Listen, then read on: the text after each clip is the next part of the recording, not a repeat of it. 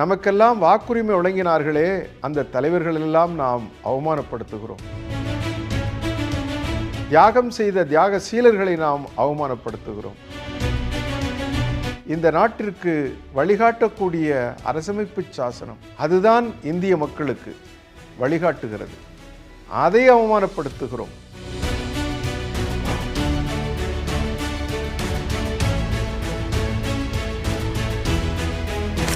வாக்குரிமை என்பது இந்த சமூகத்தில், இந்த நாட்டில் பிறந்த அத்தனை பேருக்கும் அடிப்படையான உரிமை.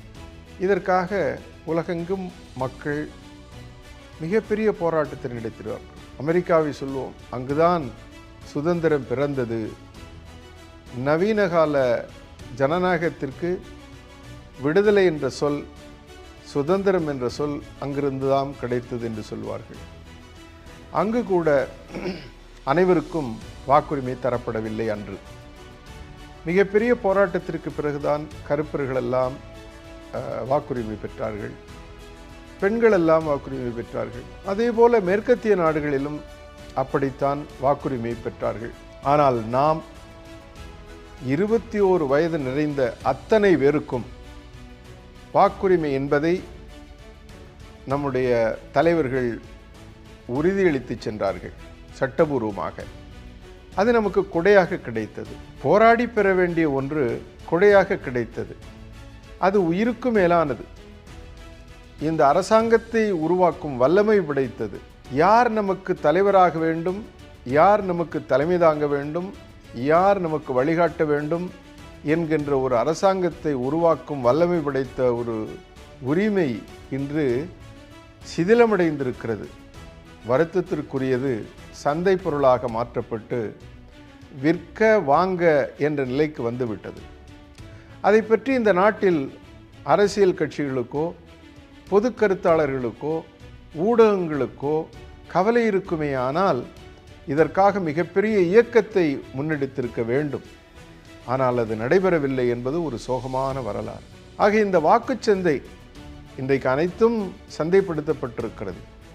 நீங்கள் எப்படி ஒரு பொருளை வாங்குகிறீர்களோ, நாம் வாங்க செல்லுகிறோம். ஒரு கடையில் ஒரு பொருளை வாங்குகிற பொழுது எது நல்ல பொருள் என்று தேடி தேடி பார்த்து வாங்குகிறோம்.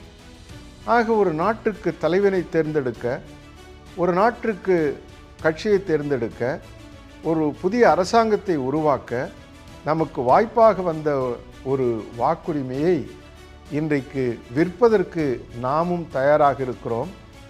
நமக்கு வழிகாட்ட வேண்டிய, நேர்மையாக நடக்க வேண்டிய, நியாயமாக நடக்க வேண்டிய, உண்மையாக நடக்க வேண்டிய ஒரு அரசியல் கட்சி நம்மிடம் அந்த வாக்கினை வாங்கவும் வருகிறது. ஆக இந்த அரசியல் கட்சிகள் எங்கே இருந்து வந்திருக்கிறது என்றால் வானத்திலிருந்து வரவில்லை, நம்மிலிருந்து தான் வந்திருக்கிறது.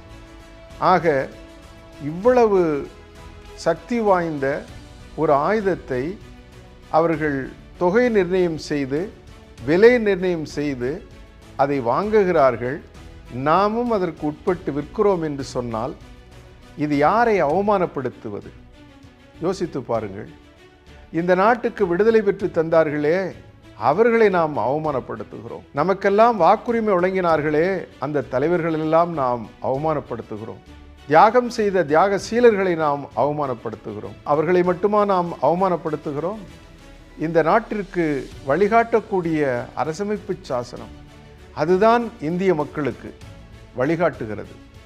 அதை அவமானப்படுத்துகிறோம். மிகப்பெரிய மக்களாட்சி நாட்டில் வாழ்கிறோம் என்று சொல்லி பெருமைப்படக்கூடிய நாம் அனைவரும் அந்த மக்களாட்சியே நாம் அசிங்கப்படுத்துகிறோம், அவமானப்படுத்துகிறோம். அவர்களை அவமானப்படுத்துவதல்ல, நம்மை நாமே அவமானப்படுத்தி கொண்டிருக்கிறோம் என்பது தெரியாமலேயே நாம் இந்த வாக்குகளை நாம் சிதிலமடைய வைக்கிறோம், சீரழிக்கிறோம். அப்படி சீரழிப்பதன் மூலமாக நம் சமுதாயத்தை சீரழிக்கிறோம், நம் மக்களாட்சியை சீரழிக்கிறோம், நம் ஆட்சியை சீரழிக்கிறோம், நம்முடைய அரசமைப்பு சாசனத்தை சீரழிக்கிறோம். இதிலிருந்து விடுதலை என்ன? நமக்கு இந்த வாக்கை விடுதலையடைய செய்ய வேண்டும். இந்த வாக்கு இந்த அரசியல் கட்சிகளிலிருந்தும் இந்த விற்பனை சந்தையிலிருந்தும் விடுதலை பெற வேண்டும். விடுதலை பெற்ற வாக்கு மட்டும்தான் இந்த நாட்டில் உண்மையை தவழச் செய்யும். இந்த நாட்டில் ஒரு உண்மையான ஆட்சியை உருவாக்கும்.